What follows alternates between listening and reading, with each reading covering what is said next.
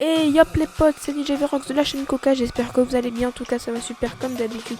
Aujourd'hui nouvelle vidéo les gars, je vais vous apprendre, je vais pas vous apprendre, je vais vous expliquer à quoi ça sert d'avoir beaucoup de cœur CPU en montage sur Premiere Pro, donc le logiciel de montage que tous les youtubeurs utilisent, ou presque. C'est parti pour la vidéo.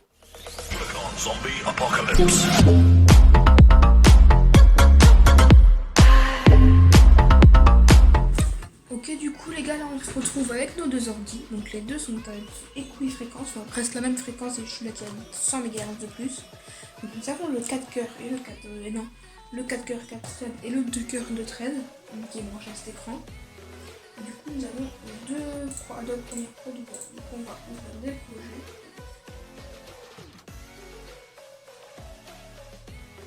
On va créer le même projet. Donc là ça va créer le projet sur mes documents. Je vais faire un faire OK, là ça va le créer aussi mes documents. On va l'appeler là ici. Voilà, pour être sûr que ça prenne pas le même nom qu'un même projet avant. Tout fait. OK. On va le prouver lequel pourrait être avantagé en termes de chargement du projet. Ok, donc nous avons vraiment un léger décalage entre les deux. Donc les deux se sont léger et littéralement en même temps. Et là j'ai une vidéo qui fait 4 minutes qu'on va charger, qu'on va faire plusieurs styles de trucs avec. Là, nous sommes bien avec un processeur à 2,5 GHz et nous sommes à 2,4. J'ai sécurisé juste un peu le moment. Là. Et là il descend parce que la fréquence elle descend parce que je suis normal. Donc on va charger une vidéo et on va regarder en combien de temps le fichier .pk se génère. Donc le fichier .pk c'est les trucs pour être plus fluide dans le montage. Donc je prépare à glisser dans la timeline. Et je lâche le clic maintenant.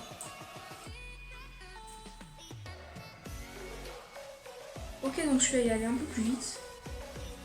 Ils ont fait exactement le même calcul en même temps. C'est juste que lui là j'ai une bande rouge qui se met, donc c'est un truc pas du tout prêt à être prévisualisé. Donc ce qu'on va faire, c'est que maintenant on va faire un rendu de 0 à 30 secondes. On va faire I au début. Ouh, le 2 cœurs commence à ressembler à 30 secondes plus.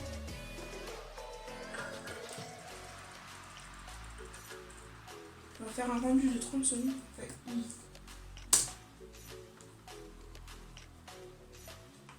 Tu fais I. Mais à 30 secondes sur les deux. On va faire un rendu de l'entrée à la sortie. Donc c'est en séquence. Là on va voir clairement l'accélération que ça va lui donner.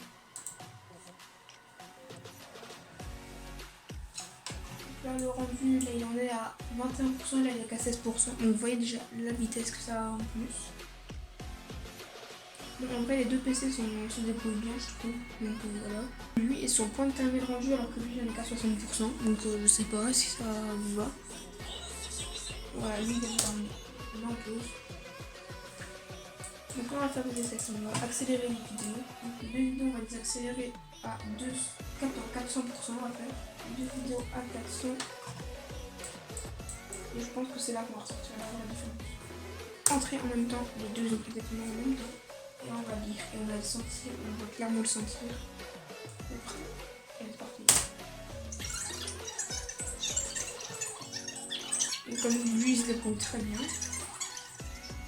Donc lui il arrive très bien à faire l'accélérer, donc ça saccade un peu beaucoup même. Et bon, la vidéo c'est même pas possible.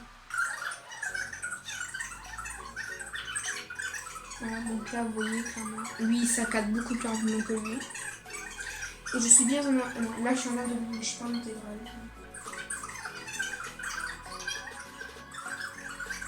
Je vais me passer en intégrale. Là on commence à sentir vraiment le problème. Enfin bon, vous voyez, on va arrêter le massacre maintenant. Et du coup, on va faire un test de rendu. Donc, on va prendre la vidéo en entière. On va se mettre un petit type pour être sûr de pas mal se prendre. On met sur les deux à la fin. On fait tac. On fait O sur les deux. Fiche. Non, on va faire CTRL M sur les deux. On va exporter ça dans notre bureau avec le nom RR, on va mettre en plus à la fin.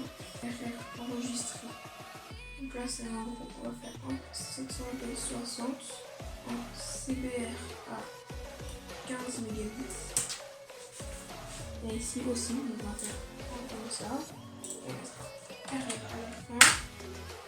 720p en CBR à 15 mégabits. Donc les deux fichiers,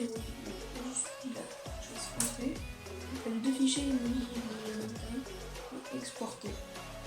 Donc les rendus audio, là, les deux ils sont quasiment à la même vitesse. Lui il a déjà commencé à rendre la vidéo directement. Lui il vient de la commencer. Ah oui, rien à voir. On va faire un petit accéléré et je vous mettrai le temps que ça a pris juste en dessous là.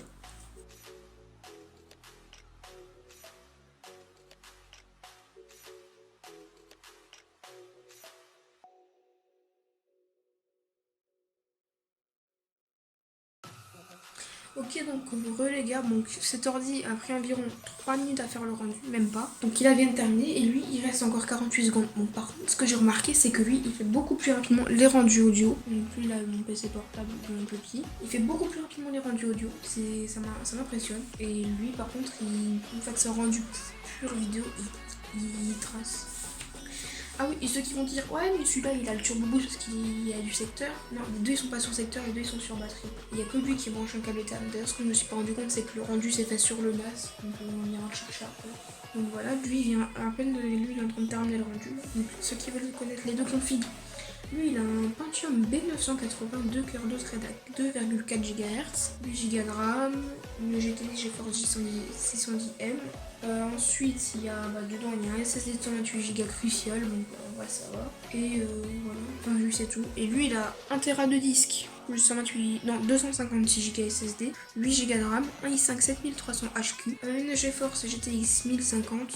Et du coup je pense que c'est tout, j'ai rien oublié je crois. Du coup maintenant on va faire les compas, du coup je vais vous reprendre en parlant directement face à la caméra. On se retrouve tout de suite. Ok, bon creux les gars, du coup ce que j'ai dit c'est que j'allais vous reprendre et bah voilà. Du coup ce que j'ai retenu c'est que avoir un PC pour faire mon montage de films de vacances avec Premiere Pro, un PC portable avec 2 cœurs de thread à 2,4 GHz, ça suffit amplement. S'il n'y a que quelques vidéos et quelques musiques. Mais si vous commencez à transformer vraiment, commencez à faire vraiment du vrai montage, prenez un bon PC comme celui-ci là. Donc en vrai, ouais. Et du coup, ce qu'il faut que vous retenez, c'est que la fréquence, ça change quasiment rien. À part si vous avez clairement un processeur à 2 cœurs à 5 GHz, un processeur à 2 cœurs à 2 GHz, vous allez avoir des belles différences. Mais en vrai, non, s'il y a que genre 500 MHz d'écart entre vos PC, ça devrait aller. 500 MHz, c'est 0,5 GHz, ceux qui n'ont pas compris. Enfin bon, donc c'était DJ Verox de la chaîne Cocasse. Et je vous expliquais à quoi ça servait d'avoir beaucoup de cœurs. La prochaine vidéo, ça sera sur tout ce qui est fréquence. Donc j'aurai un processeur à 2,4 GHz, celui que j'ai utilisé là, et celui à 3,1 qui est là. C'était DJ Verox de la chaîne Cocasse. À la prochaine, à plus.